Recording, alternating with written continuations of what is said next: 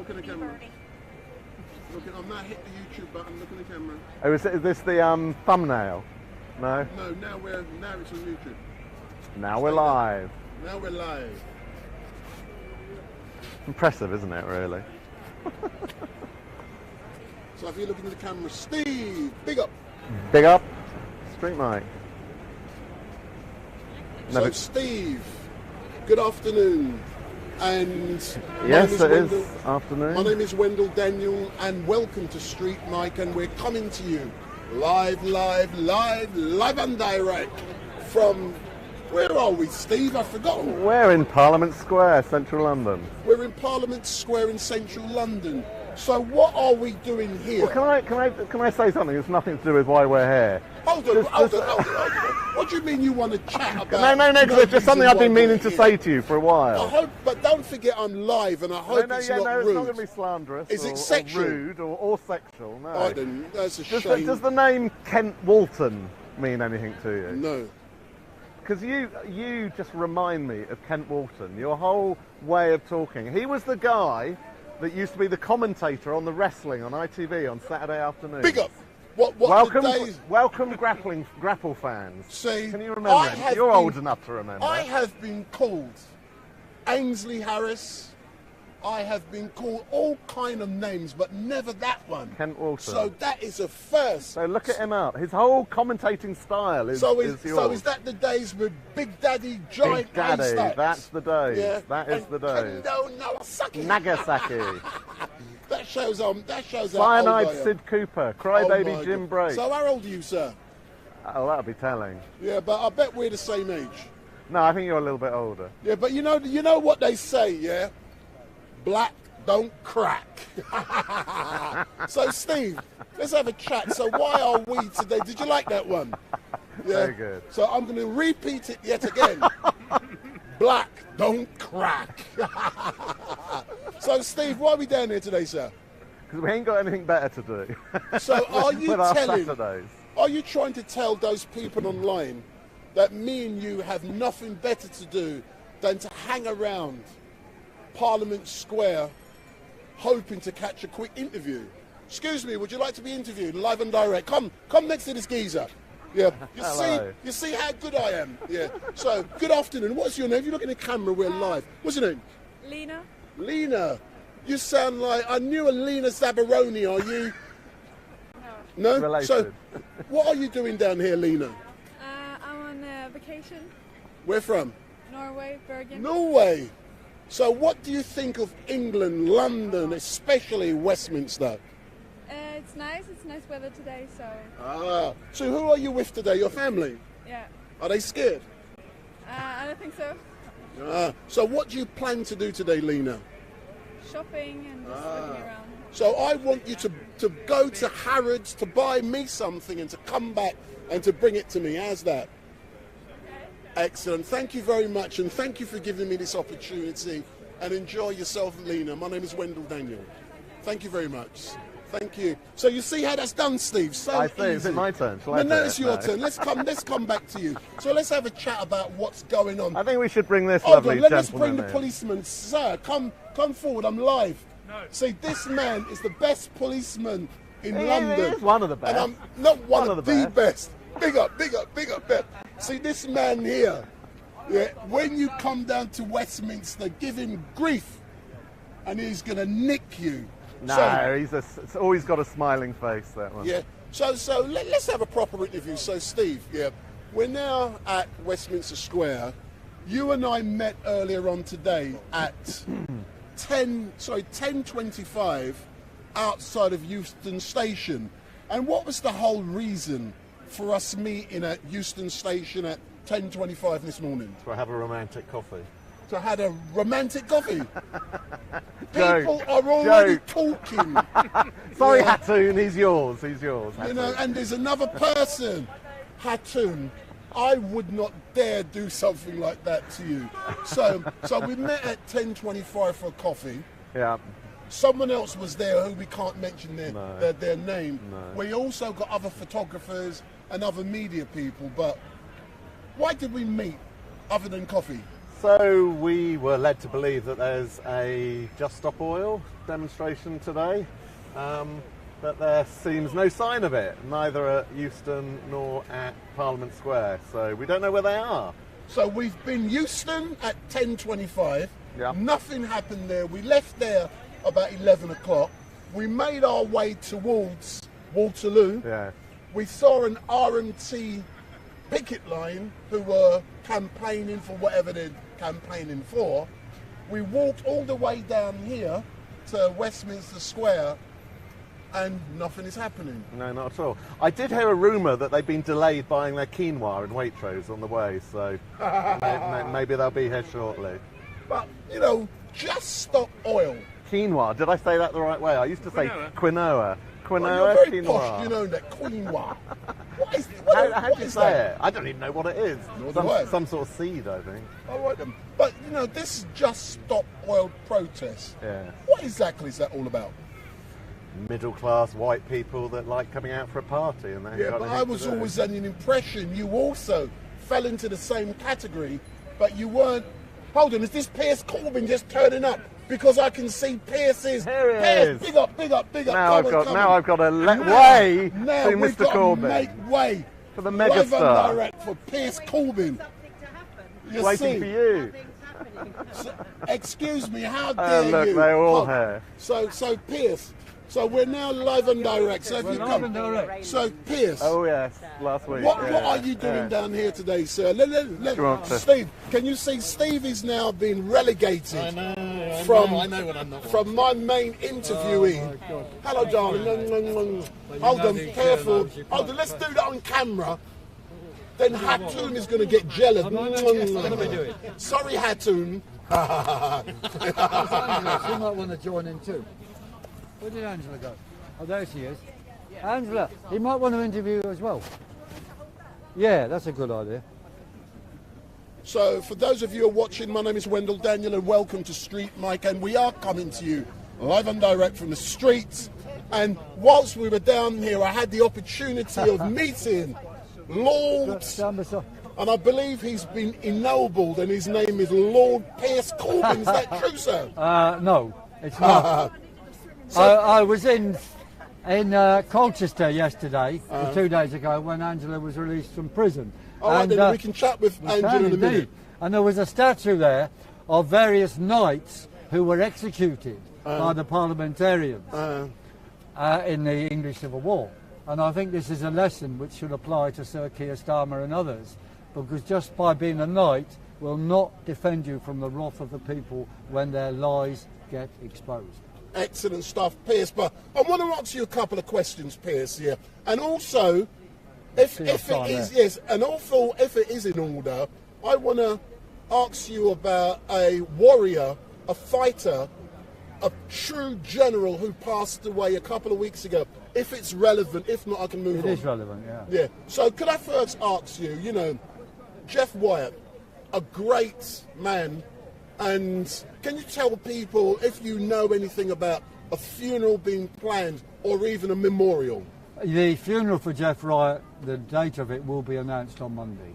Oh, fair enough. I don't know the date yet, but there's a lot of matters that the family have to sort out, but they are doing it because they had to move the body from the Isle of Man to the mainland, and but we will know soon, and we will have that. We'll join that funeral, and then on the 22nd of October there will be a rally memorial in Speaker's Corner, Hyde Park. Excellent. But one thing I will say, are you in direct contact with the family? Yes. If you are, please pass on my condolences. Yes. But what I do want to say, as you know, away from this, there's certain things I do if it's relevant. Yes. And what I'm going to suggest, if the family thought it was appropriate to live stream the funeral, that would be something I would do free of charge. It's not about so other people, but Of course. But that's only if the family agree to something like that. There's one close friend of the movement and of the family who's in charge of liaison, and I'm in touch with them, and I'm going to be speaking to them soon. So obviously that idea will be put, and we'll see what they say. And I appreciate it's down to the family. Of course, absolutely. As you know, it's something I do every day, every week. Absolutely. And at the same time, people well, in the movement, as well as his family, really want to remember the tremendous work he did. He was such a fantastic unifying force, because he used to be described as far right and me as far left, and we always worked together and said, look, these labels are just nonsense. They're there to divide us against the one enemy, the World Economic Forum, and all the 6 legs of the New World Order. We have to destroy those. And people which were on the left and were on the right, if you like, know that. So let's forget these labels and unite for basic rights, freedoms, and ending of all the attacks, the COVID con, the climate con, and so forth, against our rights.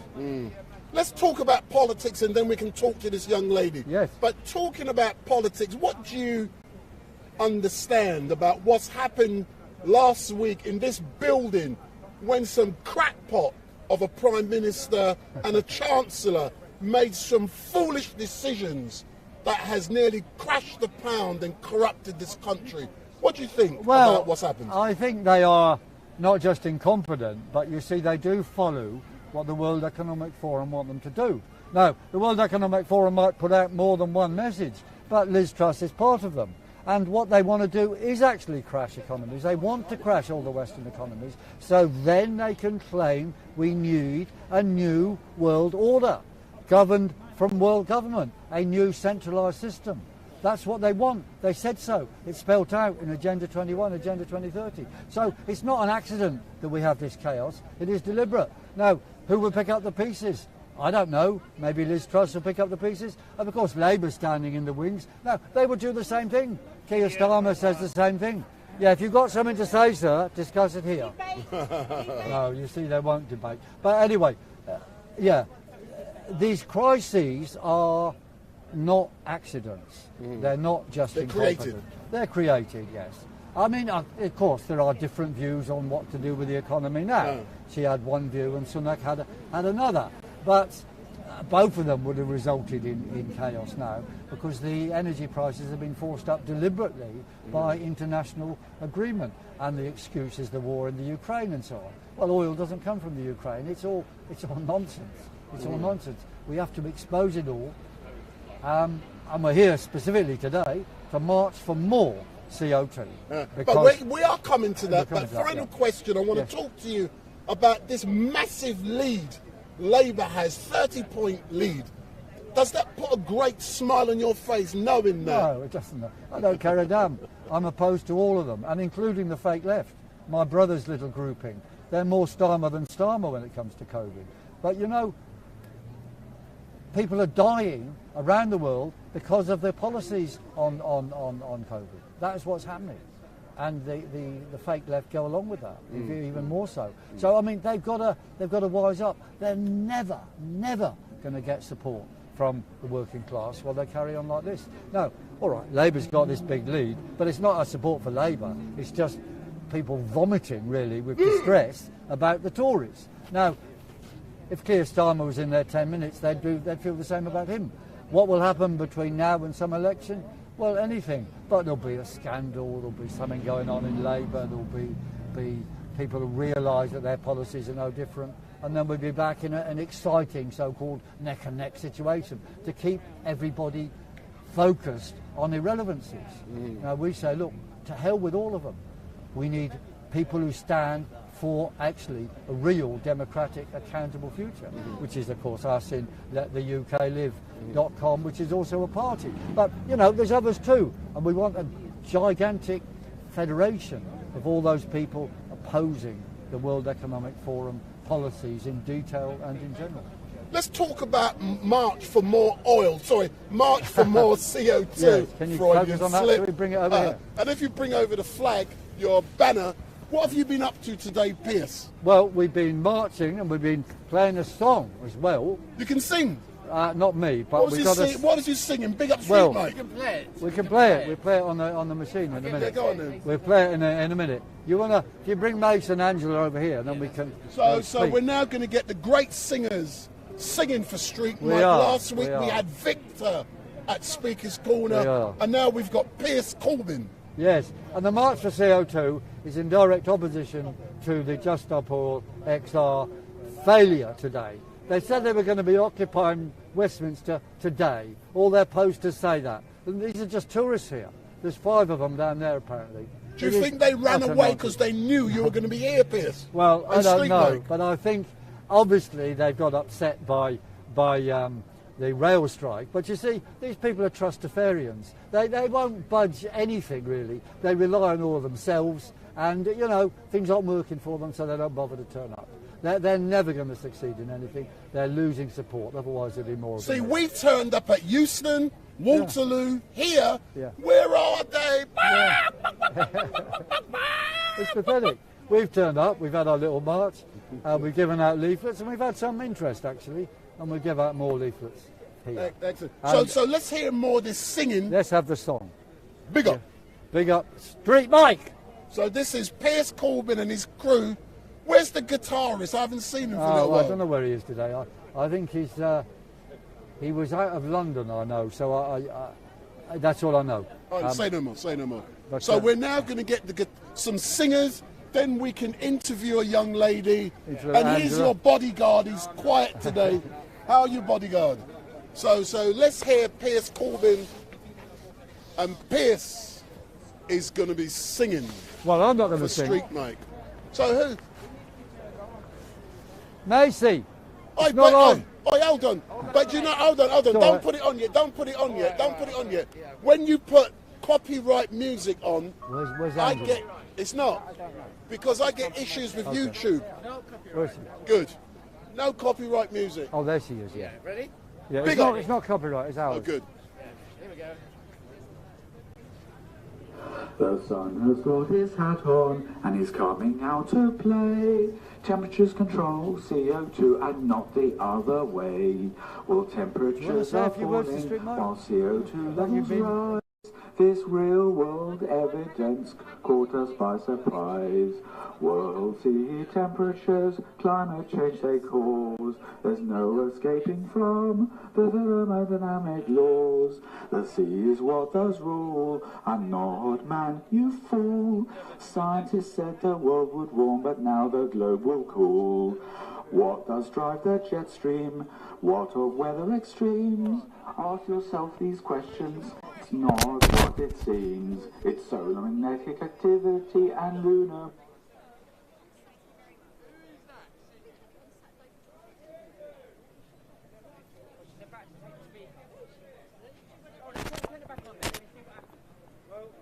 So if you go back there, Pierce, and so what happened just now? Are you not permitted to put on your? Yeah, that's right. They say you're not allowed to play music in Parliament Square. But that wasn't music. No, it wasn't music. But apparently there's 2 different colours of paving stones, and if we're on those ones like we were before when we had the Just Stop Oil thing, we're okay. So I would argue from a legal point of view, music wasn't being played.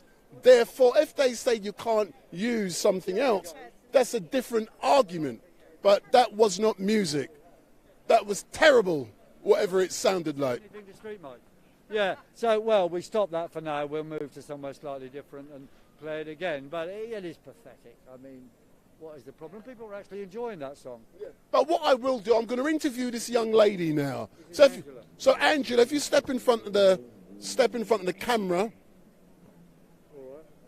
I'll wear this, and I'll keep it in my pocket and stand this side, and then. So Angela, if you look into the camera, if you stand next to Pierce Corbin's, we've never met before. My name is Wendell Daniel from StreetMic. Can you introduce yourself?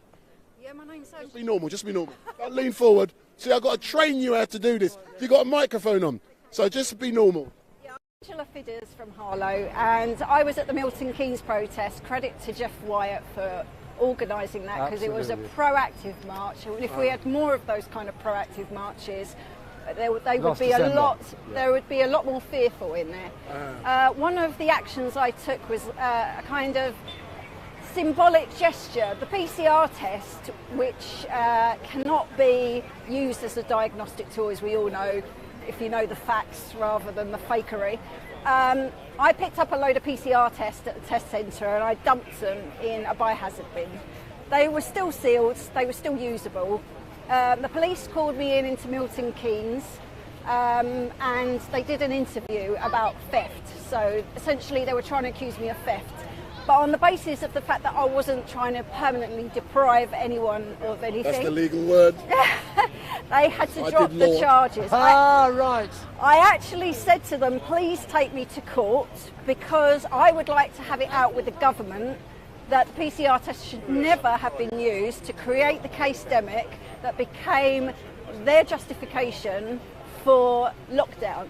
Lockdown which caused what I've now been accused of, which is criminal damage. Their criminal damage caused by lockdown was suicides, mental health problems, the rise of drug and alcohol abuse, people's rights being taken away, their right to associate, their right to private life, their right to go out and protest.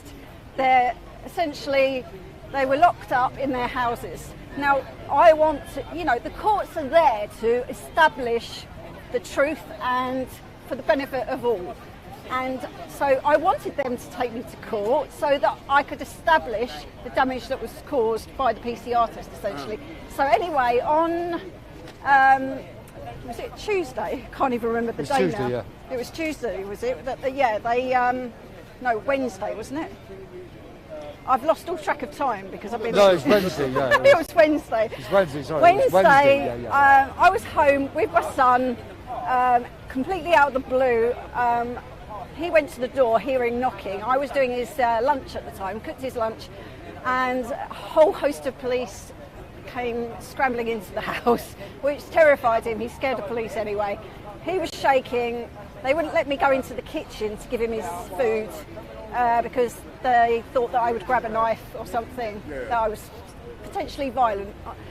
But anyway, they arrested me in front of my son, and we had to wait 40 minutes odd for my husband to get home to look after my son so I could be taken into custody on the basis of a warrant from court. I was completely perplexed as to what was going on. I said to them, do you understand what you're doing by following these orders? Do you understand why I'm being taken to court? They said, as far as we're concerned, we're a taxi service for the court.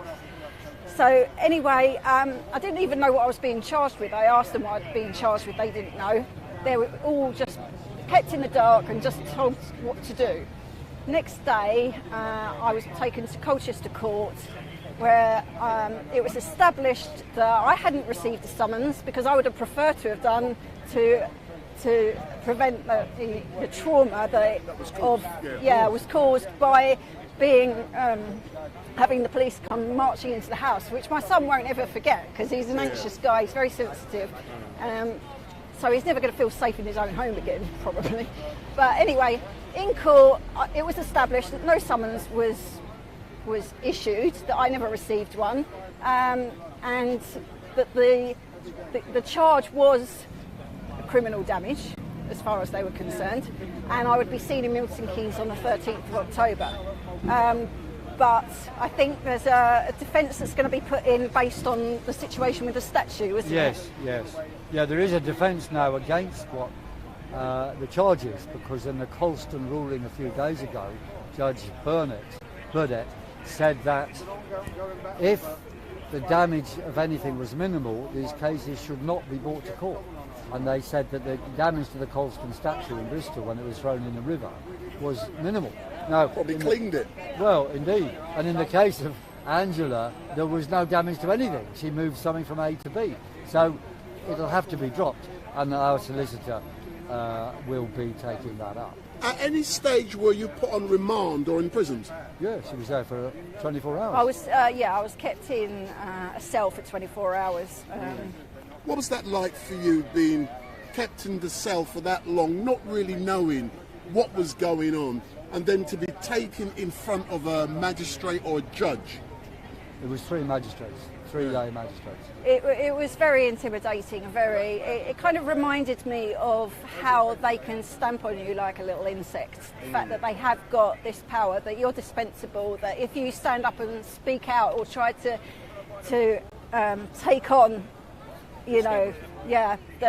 take on the establishment, that they can crush you. And I did feel intimidated, but when I went to court, I just felt that, at the end of the day, the damage that they've done is just horrendous, and they're accusing me of criminal damage over moving some PCR. Can I ask you a silly question? Anyone who knows me will know I like to be devil's advocate. Think of what you've been through, the trauma, potentially what your son has gone through. You've been put in prison, on remand, in a cell for 24 hours. Was it worth it? There was a point when I was with my son and he was shaking, he was frightened, and I thought to myself, am I really being a good mother to put him through all this? When the reason I went out and protested, and the reason I've been so outspoken, and the reason that I've taken all the risks that I have, is because I'm so worried about his future. So it's difficult. It's a balance. You know, I have to fight. I wish more people would be proactive, because the more people that are proactive, the harder it is for them, because there's more of us. And it takes unification and just people to have the balls and just say, no, we're not fucking taking it. Do you know what I mean? And I apologise for that unladylike language. I do try to set high standards, but on this occasion it's permitted. I think it's important to know that, of course, Angela's case is, you know, there are others like this. I mean, this is particularly bad, but she's there isolated, and then it's vital that we give her support. And our solicitor, who's also, my solicitor and Angela's solicitor, the same, had a phone conversation with her in the police station. I came down to Colchester, gave some more information, which the police passed over to her. So she was ready and knew that she was going to get support, you know, in the court and afterwards. And some local people came and videoed it. But why is very why good, is it? you know. Thank we you. have to do that and build networks of support for anyone who comes to court. But why is it? Sorry for coming in there. I remember I went to Bristol with you when you appeared in court last year. As you remember, there was no disclosure, documents weren't put forward. You're saying yet again, that you wasn't given the correct information, or the correct warrant wasn't issued, and it appears as if there's a continuous incompetence. Yeah, there is. Essentially, they had found where I'd lived, so why could they not just post it through the door? They've got the data, they could ring me up, I'm on the system. It's almost like they wanted to terrorise me. I mean, it could be I'm being paranoid. It was an act, it was an intention. If they delivered a summons to the wrong address, okay, that's possible. And there's evidence. But they knew where she lived anyway, because they came and arrested her there. So what is going on? You know, is it deliberate confusion in order to, you know, just put her through a bit of a mill, you know?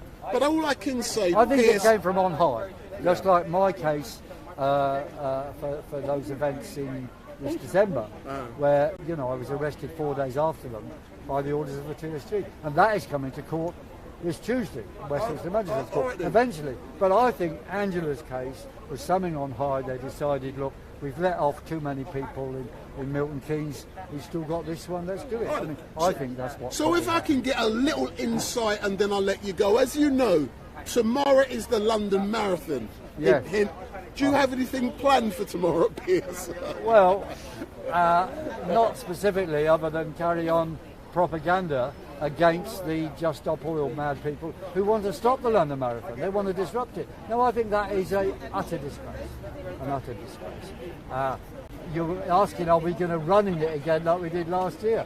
All I can say is no comment. No comment. And if we get arrested for that, it'll be a terrorism charge. Well, like it was last time, which is mad, you know. But look, I defend the London Marathon. I want it to run, and Just Stop Oil trying to wreck it, I think is utterly disgusting. I hear you, but I do hope to see you at some... I'm going to be around this area tomorrow from about 10 o'clock, and I should be leaving around 12 o'clock to go to Speaker's Corner. But all I can say, Angela, thank you very much for giving me this opportunity. Thank you, Piers, as well. And don't forget, pass on my apologies, my condolences to the family of Jeff. And that offer is there, free of charge, if it's something that they may consider. I understand they may not, but you know, I've done 5 last week. But thank you very much, sir. And I am, you know, in a few moments, I'm making my way towards Trafalgar Square, because I'm confident there's going to be an Iranian protest down there. Oh, okay. Because there's nothing going on here, man. No, nothing going on here. This is a big failure for Just Stop Oil, a really big failure. You scared them.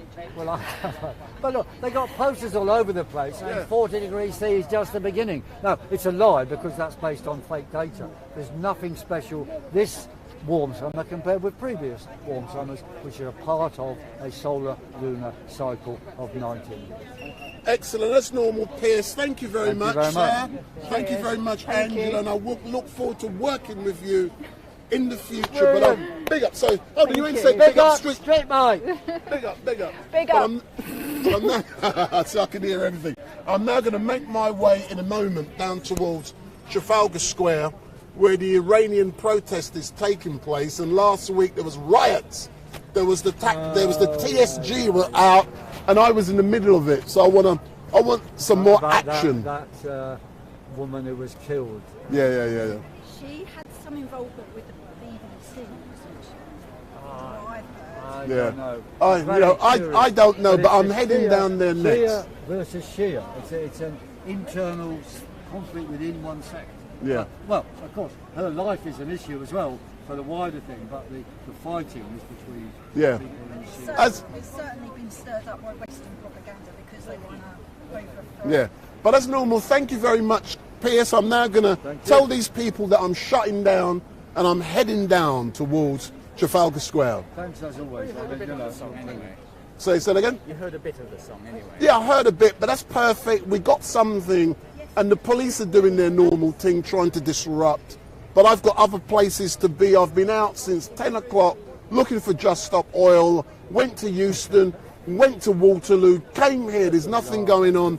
I've got somewhere else to be by 2 o'clock. But well, they're Trustafarians. They can't cope with a little bit of difficulty. Their lives depend on. They're scared of debate. They're scared of you, Pierce. Well, they are. Yes, they are. But thank you very much, sir. And I've no doubt, and Angela, and I've no doubt I'm going to be seeing you later on. But for all of you who are watching, my name is Wendell Daniel, and welcome to StreetMic. But we're now closing down. I'm heading down towards Trafalgar Square, where there's meant to be an Iranian protest. And when we were there last Sunday, we saw the riot police were out, or the Territorial Support Army, I call them, not group, army. They were out last week, and I'm going back down there now. So if you do want to catch up with me, big up, StreetMic. Big up. I should be back in about 2 o'clock. I should be back live at Trafalgar Square. So thank you very much for watching, and goodbye. So thank you all very much, and we will be back at Trafalgar Square at 2 p.m. Goodbye. Thanks a lot, Pierce. Yeah. Thank you, Angela. Thank you. No problem.